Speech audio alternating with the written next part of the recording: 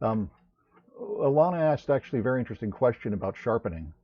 Um, you'll notice that the filter that we were playing with yesterday is under sharpened, the shake reduction filter. And we'll play some more with that today. Um, if I talk about sharpen, which is also sharpen over, is it there?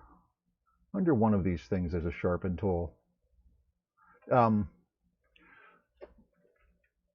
I'm very against sharpening, and I'll tell you why. Um, the second law of thermodynamics states all systems tend towards entropy, which sounds more depressing than it really is. It's a reference to gases, but it also means if you leave anything, it will tend towards disarray.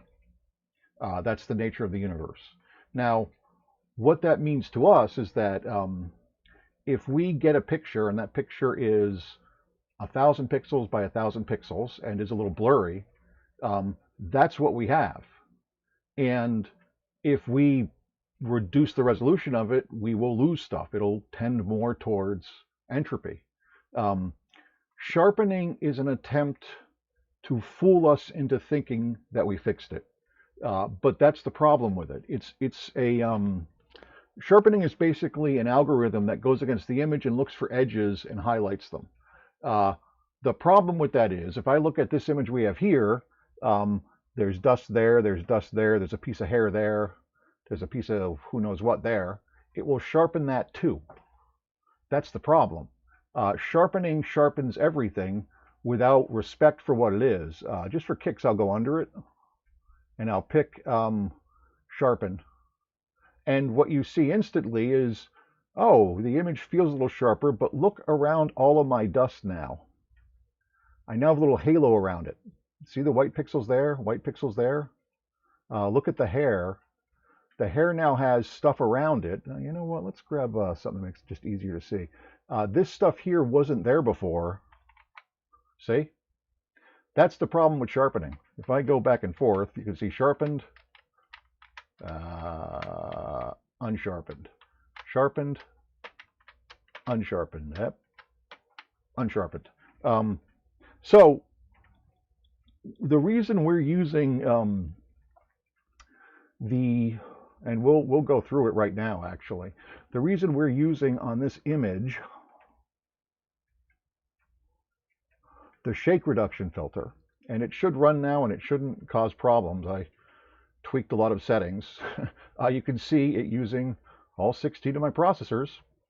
And if I hope the stream is good, but if it's not, the video is working and we have a good video of this here.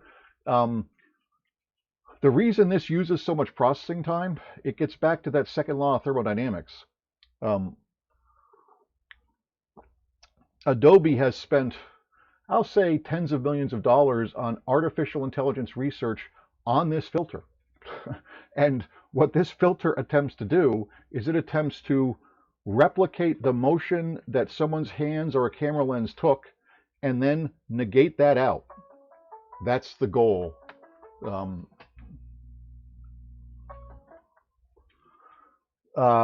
You see it's still running. It's very intensive.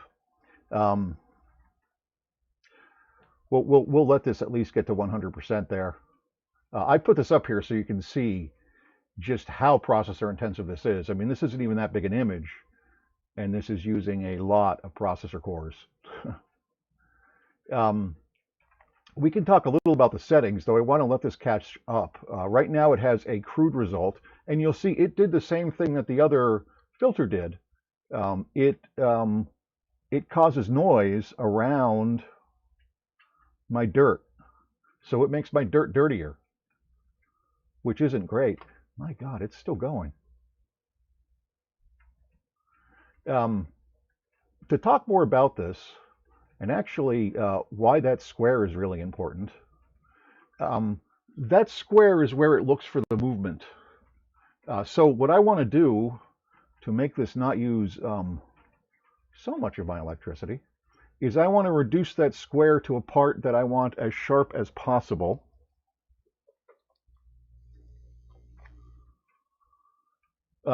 which I'll try to do even while it's doing this, because they do try to make these things friendly-ish. You'll see if I grab that, I should be able to shrink this down. And it's going to start the calculation all over again, but come on back to me here. Man, you know what I'm going to do is I'm going to try to turn off the preview to get it out of this render final result thing, because this can take a while. I may have even bought the farm. You never know, you know.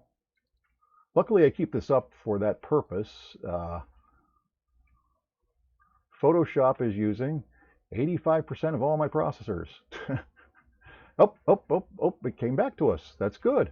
Look, it's done. It did it. Okay, and to just see the difference here without changing anything, that's without, that's with, without, with. Let's zoom in and you'll see better. You can see it very clearly on the bottles here. That's with this particular motion reduction. That's without it. And if you notice, it looks like everything shifts a little bit because that's what it does. It pretends like it was there in 1873, I think, in France in April, and it tries to figure out what happened to that camera, what tiny motion did that camera take, and if we undo that motion across the image, will we get a sharper looking image? Yes, we will. We will also, and take a look at like this piece of dirt here, we will also make our dirt much dirtier. I mentioned I'm going to shrink the size of this to get better results here.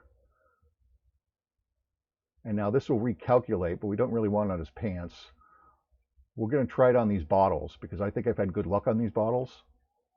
If I hit preview, it's going to start generating again. Watch. Boop. And that should go sky high. I think this will be quicker because having an area that big means it has to figure out every single pixel in that area and then try to calculate what that looks like, and that's frankly just going to be a long time consuming process. This should be quicker. That's the coarse preview, as they say. It gives you a ballpark. If you look at something like this guy's hat, it created a double edge in the hat. This gets back to any sharpening routine. You sharpen the good along with the bad. I should say the bad along with the good more, because we know, like, we want Vincent sharper. We don't want this guy's hat to look like he has another shadow hat behind him. Computer has no way of knowing that except by using huge amounts of artificial intelligence. I talked a little bit about how you can put images in Google Photo, you can put images in Apple Photo, you can put images in Adobe's own library. One of the reasons all those companies want those images, artificial intelligence. They use all the images they get to run through their algorithms to make them better. So you remember the algorithm we saw on character, on cutting out a person, and you click a button and it gets the person pretty well? They take all of the pictures they have and they throw them into a computer to say, like, this is a person, this is a person, this is a person. And the computer compares them. Big computers. I'm talking rooms and rooms full of processors running for weeks on end. And then they distill all of that knowledge into the new thing they put into Photoshop. And one of the reasons they update Photoshop so much, like I think there's a new update right now. If you look at your Creative Cloud, it will say update, update. It's because they always change that information. The artificial intelligence stuff is being modified as we speak. I'll tell you this, they could do a lot to optimize this routine. That should take much less. I'm going to turn on some settings that I've gotten to just with playing around. I don't want the blur trace bounds to be as far. And I'll talk about what those are. Good. Down here it has a little image. And that image is the movement it thinks the camera took. And so what it's going to do is it's going to take every couple of pixels and see the difference in brightness between them. And then it's going to compare if it pushed them back or around, what happens. And when they get brighter or darker, when they get more contrast, it will say, aha, that's probably the right track. And it will remake that. You see, it just remade it there. You saw it do it. That was the crude one. And I even think that's a little bit better because I'm getting less of a ringing around the hat here. I'm going to, because I know it works, I'm going to turn down smoothing because smoothing makes things very ugly. Let's turn, we'll see if it will, we'll let it run through a bit. I'm not going to kid you guys, this is not an easy filter to use. Something I was going to go into, and hopefully I go into. Um,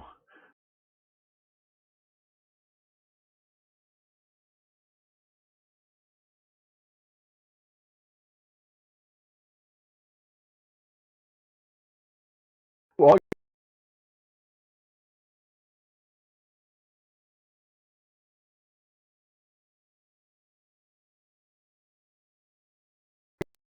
I don't have to watch this hair. Good, we're back. We'll turn the preview on, and we'll check the difference there. Oh, no. Okay, we're, come on. There we go. Um, Again, they try to make this friendly. The only reason my video isn't stuttering right now is that I had to change the priority of all my video stuff to incredibly high and this to pretty low so that they would play better with each other. Oh, okay. Wait. Let me check. Let me see what's going on with my audio. Okay. Uh, Anything coming now? Let me see. Oh, I'm not getting it there. Hold on. Let me pause this.